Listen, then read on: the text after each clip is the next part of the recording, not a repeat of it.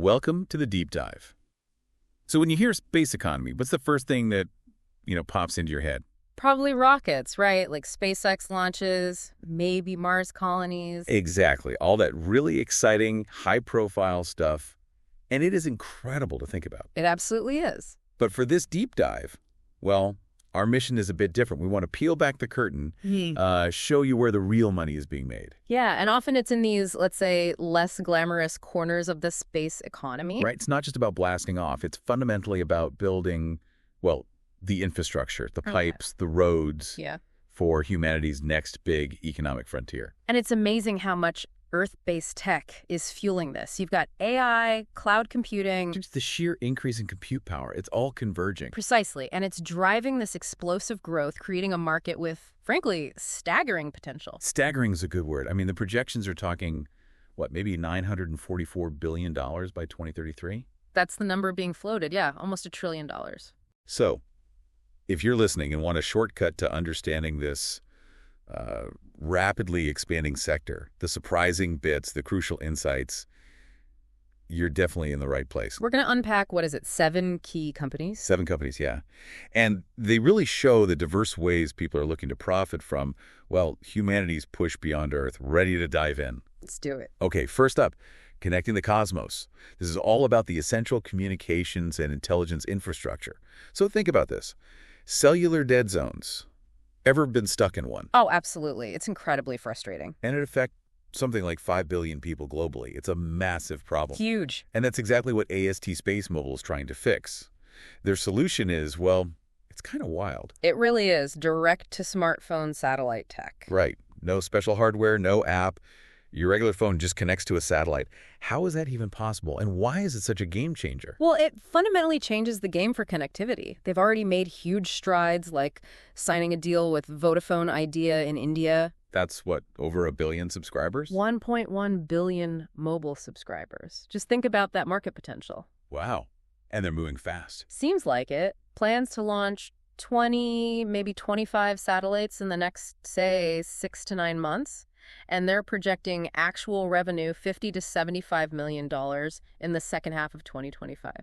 Okay, but launching satellites isn't cheap. They must be burning through cash, right? Oh, definitely. There's significant cash burn right now, but you have to see it in context. It's the cost of admission, isn't it? The price you paid. To build the infrastructure to connect potentially half the planet, it's a massive undertaking. And investors seem to agree given the stock price. Over 400% in the last year. Yeah, the market certainly noticed. But tell me more about that cash burn. What are the real risks there? Can they manage it while scaling something this ambitious? That's the multi-billion-dollar question, isn't it?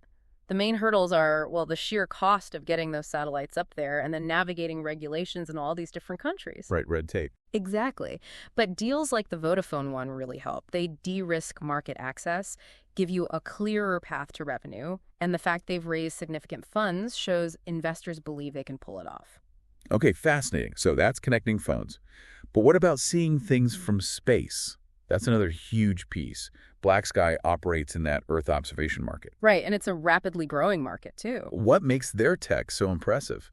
And who actually needs that kind of detailed, fast imagery? Their capabilities are pretty remarkable. They deliver imagery with 35-centimeter resolution. Which means? Detailed enough to pick out individual cars, even people, from orbit. Wow. And their newer satellites, the Gen 3s, can revisit spots hourly and get analytics back down within 12 hours of launch. Okay, so who needs that? Defense, I assume. Defense is a big one, yes. You can see that in their contracts, they pulled in over $130 million in Q1 2025 wins alone. That included a big $100 million 7-year deal with an international defense client. So they're building recurring revenue. Exactly. That's the model. This kind of rapid, high-res data, it's becoming like the new oil for certain sectors. They create these niche but very valuable recurring revenue streams. It's not just about the rocket. Interesting. So even though they're a relatively small market cap, around $516 million when this was looked at, they've carved out a powerful niche. A tiny player in a massive market, but yeah, a potent niche. Makes sense. Okay, so we've connected the cosmos. We're seeing it from above. Now let's shift to actually getting there. Reaching for the stars, focusing on transportation and lunar exploration. Right, the rockets and landers. When we think rockets, SpaceX looms large, obviously.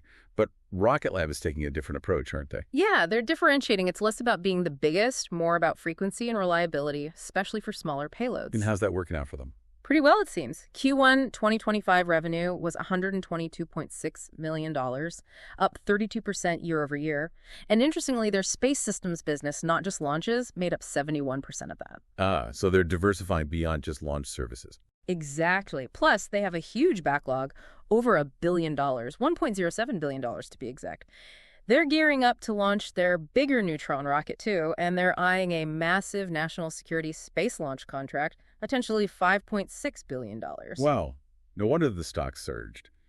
554% in the last year. The market clearly sees the potential. Rocket Lab really shows that focusing on dedicated small launches, being reliable, and building out those space systems creates a really solid path, different from just trying to launch the biggest rockets. Okay, but it's a crowded field, isn't it? What are the main competitive pressures they face with giants like SpaceX and all the other startups? Oh, the competition is fierce, no doubt. You've got the big established players and nimble newcomers. But Rocket Lab's edge is that focus on dedicated small sats and offering the whole package, the systems, not just the ride. Right, integrated solutions. Yeah. And their track record for reliability and that growing backlog suggests they're navigating the competition pretty effectively so far. Okay, impressive. Now, from launching rockets to actually landing on the moon, Intuitive Machines, they made history in 2024. They certainly did. First American company to land on the moon in over 50 years. A huge moment. Absolutely. But beyond that headline, what's compelling about their business, their financials? Well, this is pretty remarkable for a space company at this stage. They actually turned free cash flow positive in Q1 2025. Meaning they brought in more cash than they spent. Exactly. Generated $13.3 million in cash, even on revenues of $62.5 million. That's a huge milestone. That is significant. How? Partly through key contracts. They got selected for NASA's Near Space Network program. It's $4.8 billion shared among several providers, but it means significant milestone payments for them. Okay. And they're keeping the momentum going. Seems so. They successfully launched their second mission, IM-2, in February 2025. They're projecting full-year revenue between $250 and $300 million, and they expect to hit profitability by 2027. So for investors, this is interesting because it's rare. You get a space company that's actually generating cash while building out critical infrastructure for the moon.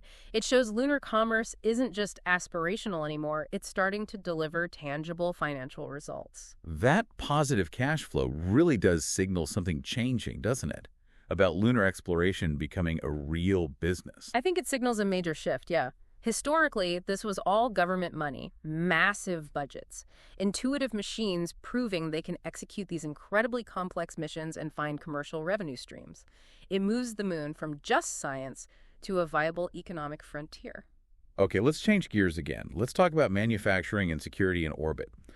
This is where things start to feel really futuristic. Yeah, redefining what's possible up there. And Redwire is apparently leading the charge on what sounds like the most sci-fi part, manufacturing and microgravity. Tell us about that. It is pretty mind-bending stuff. They've successfully bioprinted human tissue on the ISS. Bioprinted human tissue.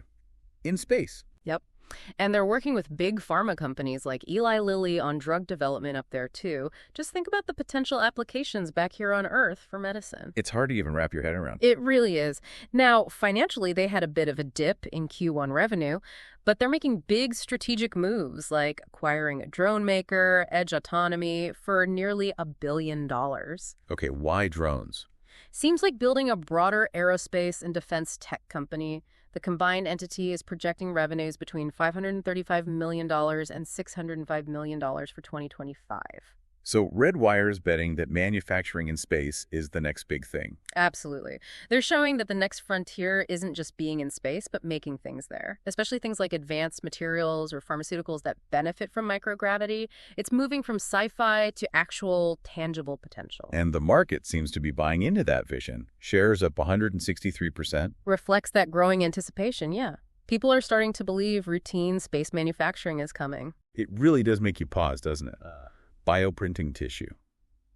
Wow. Okay, now someone you might not expect on a space stocks list. Lockheed Martin. They're a defense giant. Right. Seems a bit out of place, maybe. So why are they included here? Because their space segment is absolutely critical. They're developing next-gen satellites, missile defense systems, stuff that's crucial for national security in the space domain. Ah, so space is a key part of their defense portfolio. A huge part. For instance, they have this TACSAT demonstration satellite set to launch in 2025. It's going to showcase things like 5G military comms from space, advanced infrared sensors, cutting-edge stuff. So for an investor, Lockheed Martin represents Kind of a safer, maybe more stable way to get exposure to the space boom. It's not a pure play startup, obviously. It's got a solid valuation around 17 times estimated 2025 earnings, and it pays a decent dividend, over 2%. So it underlines that defense spending is still a major driver here. Absolutely. National security needs are a powerful, consistent force pushing space innovation forward. It offers a more grounded investment angle in the sector. Okay, brings us to our last category, and this feels like a whole new frontier opening up. Commercial space stations. Right. Moving beyond government-run outposts like the ISS. Exactly. And the company offering sort of pure play exposure here is Voyager Technologies. Yeah. They just went public, right? June 2025 IPO. Yeah, burst onto the scene. IPO priced at $31, shot up to almost $70 on day one. Before settling back a bit, around $44. Quite the debut. Definitely made waves, and the really intriguing part is their main project, Starlab. Starlab. It's a commercial space station they're developing, planned to eventually replace the ISS as it nears retirement. Okay, that's ambitious. Is it just an idea or is there real backing? Oh, there's real backing. They've got significant NASA funding, $217.5 million. And major partners involved like Palantir, Airbus, Mitsubishi, serious players. So this gives investors a direct way into the space station economy. Pretty much. A market that could be worth tens of billions as companies line up wanting facilities for microgravity research, manufacturing, you name it. Voyager is basically positioning itself to be an orbital landlord. An orbital landlord? I like that. Yeah, providing the place where all this future space activity can happen. Now, it's important to note... They're losing money right now. Yes, they are. But the comparison people are making is to, say, Amazon in the early days of building out AWS cloud infrastructure. Investing heavily now to build something foundational for massive future growth. Exactly. It's a long-term play. It takes serious time and investment to build that kind of foundational infrastructure. Okay, so let's pull this all together. What does this mean for you listening right now? We've looked at 7 companies: AST SpaceMobile, BlackSky, Rocket Lab, Intuitive Machines, Redwire, Lockheed Martin, and Voyager. And they really represent this incredible diversity, don't they? All interconnected, but tackling different parts of humanity's expansion beyond Earth. Right. Communications, intelligence, transport, manufacturing, defense, even places to live and work in orbit. It's a whole ecosystem evolving. And we really are just at the beginning. I mean, framing it in context, we're maybe in the dial-up internet era of space commerce right now. That's a great analogy. Think back to, say, 1995. Could anyone then have imagined streaming 4K video on their phone? Not really, right? It was unimaginable. And similarly today, we can probably barely conceive what the space economy will actually enable by, say, 2035. So the company's laying the groundwork now. The ones building that fundamental infrastructure, they could be minting fortunes for investors who are patient, who look beyond just the splashy launches and see the foundational work. Which leads us perfectly to our final thought for you, the listener, to chew on. As all this space infrastructure matures, the comms, the observation, the transport, the orbital stations, what foundational shifts might happen in our daily lives? Or in global industries? What entirely new markets and applications might pop up that just seem impossible from where we stand today? Yeah, what new problems, ones we haven't even really identified yet, will suddenly have space-based solutions that become essential in the coming decades? Something to think about.